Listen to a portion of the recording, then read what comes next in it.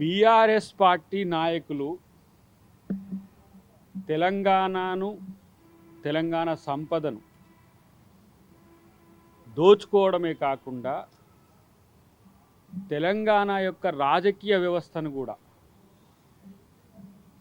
భ్రష్టం పాలు చేయడమే కాకుండా ఈరోజు ఎథికల్గా కూడా అంటే ఒక నైతిక విలువలను పాటించకుండా తమ దగ్గర ఉన్న అధికారాన్ని వినియోగించుకొని ఒకవైపు ఏమో సంపదను కొల్లగొట్టిండ్రు, రెండో వైపు ఏమో ఇట్లాంటి ఫోన్ ట్యాపింగ్లతోని లేదంటే ఇతరత్ర అధికారులను బెదిరించి అధికారులను ఈరోజు బెదిరించేవడమే కాకుండా వాళ్ళను తప్పుడు పనులు వాళ్ళతో చేయించి వివిధ రకాలుగా ఈరోజు తెలంగాణను దేశవ్యాప్తంగా అబాస్పాలు చేసి అలా మీరు చేసిన తప్పులకు సమాధానం చెప్పండి రా నాయన అంటే గగ్గోలు పడుతున్నారు వాళ్ళు. ఒకటే ఏదో ఈ శుద్ధపూసలు లెక్క పరమ పవిత్రుల లెక్క ఇలాంటి మాటలు మాట్లాడుతుంటే అది హరీష్ రావు అయినా లేకపోతే కేటీఆర్ అయినా కేసీఆర్ అంటే బయటికి రాట్లేడు, మాట్లాడితే మళ్ళీ ప్రశ్నలు ఏడొస్తాయని.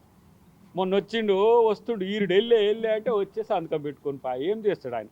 చేసిన తప్పులకు సిగ్గుతో తల ఉంచుకోవాల్సిన పరిస్థితుల్లో మీరు చేసిన తప్పులకు 5 సంవత్సరాలు కాదు 10 సంవత్సరాల పాటు విచారణ కొనసాగినా కూడా ఇంకా శిక్షలు పడే కేసులు ఉన్నాయి మీ దాంట్లో. మీరేదో ప్రతిపక్షంగా మేమేదో ప్రశ్నిస్తుంటే మమ్మల్ని అరెస్ట్ చేస్తుండ్రు. ప్రశ్నిస్తే ప్రశ్న అనేది ప్రజాస్వామిక హక్కు, ఎవరైనా ప్రశ్నించవచ్చు. కానీ నేను ప్రశ్నిస్తా తప్పు చేస్తా అని అంటే ఎట్లా? తప్పు చేసినోనికి శిక్ష పడాల్సిందే కదా, తప్పు చేయకపోతే మీకెందుకు ఉలుకు? ఇలాంటి పరిస్థితిని మీరు ఎందుకు తెచ్చుకున్నారో ఒక్కసారి ఆత్మపరిశీలన చేసుకోండి. ఇలా మీ దాంట్లోకి వెళ్ళి మీ నెట్లోకి వెళ్ళి లేదంటే మీ గ్రూప్లోకి వెళ్ళి బయటికి వెళ్ళిన కవితమ్మ చెప్తున్న ప్రశ్నలకు సమాధానం చెప్పలేని దద్దమ్మలు ఇలా బయటికి వెళ్ళి పొంకనాలు కొడుతున్నారు. ఓర్నియమో ఒక్కొక్కరు జబ్బదర్శి మాట్లాడుతున్నారు. తప్పు చేసినోడు కూడా ఇంత డేరుగా మాట్లాడతారా? సిగ్గుండాలి కదా. నిస్సిగ్గుగా నిర్లజ్జగా తెలంగాణ సంపదను దోచుకోవడమే కాదు లక్షల కోట్ల అప్పుతో ఇవాళ తెలంగాణ ప్రభుత్వం ఇవాళ కాంగ్రెస్ ప్రభుత్వం ఎన్ని కష్టాలు పడుతున్నది. ఇలా ఒక్కొక్క పైసా దగ్గరికి తీసి పథకాలు అమలు చేస్తుంటే పథకాల మీద ఇష్టం వచ్చినట్టుగా మాట్లాడతారు. ఈరోజు పోయినసారి మొత్తం గ్లోబల్ సమ్మిట్లో దాదాపు 5 లక్షల కోట్ల పైచిలకు ఒప్పందాలు అయితే వీళ్లకు నవ్వులాట. గతంలో దావోస్లో 1,79,000 కోట్ల రూపాయల అగ్రిమెంట్స్ అయినాయంటే నవ్వుతారు. ఈ సన్నాసులు ఎక్కడ చదువు లేదు, యువకనే అది ఇది మాట్లాడుకుంటా ఏదో పొంకనాలు కొట్టుకుంటూ ఆడిపోయి తిరిగి వచ్చి 27,000 కోట్లు 17,000 కోట్లు తెస్తే అక్కడ కంపెనీ లేవా? ఈ మా ఆధ్వర్యంలో కంపెనీలు వస్తే ఈ విధంగా చేస్తుంటుంది. ఈరోజు తెలంగాణ ఆర్థిక స్థితికి ఆర్థిక విధ్వంసానికి కారణం కేసీఆర్. ఏమన్నంటే మేము తెలంగాణ అస్తిత్వం తెలంగాణ ఆత్మగౌరవం అంటారు.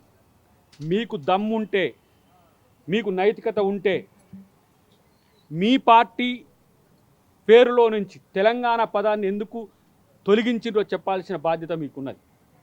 భారత రాష్ట్ర సమితి అంటారు, భారతదేశంలో గుణాత్మకమైన మార్పు అంటారు, ఇలా మళ్ళీ తెలంగాణ అస్తిత్వం తెలంగాణ అస్మిక మేమే అంటారు. తెలంగాణ మీరు కొట్లాడితేనే రాలేదురా భయ్, మాలాంటి వాళ్ళు అందరం ఉన్నాం.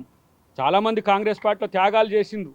మా పొన్నం ప్రభాకర్ లాంటి వాడైతే పెప్పర్ స్ప్రే కాదు కాళ్ళు పట్టుకొని సైతం ఇలా నాయకుల కాళ్ళు పట్టుకొని సైతం తెలంగాణ తెచ్చుకుంది. ఆ రోజు ఎంపీలు కూడా ఉన్నారు, కాంగ్రెస్ పార్టీ ఎంపీలు. తెలంగాణ సమాజం మొత్తం కొట్లాడింది.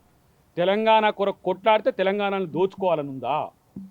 ఒక్కొక్కరిని ఫామ్ హౌజులు ఏంది, ఒక్కొక్కరిని ఆస్తులు ఏంది, ఇది కాక మళ్ళీ ప్రభుత్వానికి సమస్య రావద్దని ఆ పెగాసిసో స్పైవేర్తో పెట్టిన ఆ ఫోన్ ట్యాపింగ్ లేనిది, ప్రైవేట్ ఫోన్ ట్యాపింగ్ లేనిది, ఫోన్ ట్యాపింగ్ లేనిది, వైట్ ఫోన్ ట్యాపింగ్ లేనిది, అధికారులను బెదిరించుడేంది, ఇన్ని రకాల విధ్వంసాలు చేసి తగుదునమ్మా అని ఇలా ఏంది నిజాయితీ పరువుల లెక్క మీరు మాట్లాడితే ఎవరు నమ్ముతారు? ఇలా హరీష్ రావు చాలా పెద్దగా మాట్లాడుతున్నాడు. ఆయన మేము చూస్తున్నాం. ముఖ్యమంత్రి మీద మాట్లాడుతున్నాడు, ప్రభుత్వం మీద మాట్లాడుతున్నాడు. నీకు నిజంగా నిజాయితీ ఉంటే నీ పార్టీకో లేకపోతే నీ మామకో నీ బామ్మార్దికో నిజాయితీ ఉంటే మేము తెలంగాణ ప్రజల సొమ్మును దోచుకోలేదని మీరు ప్రమాణం చేయగలుగుతారా?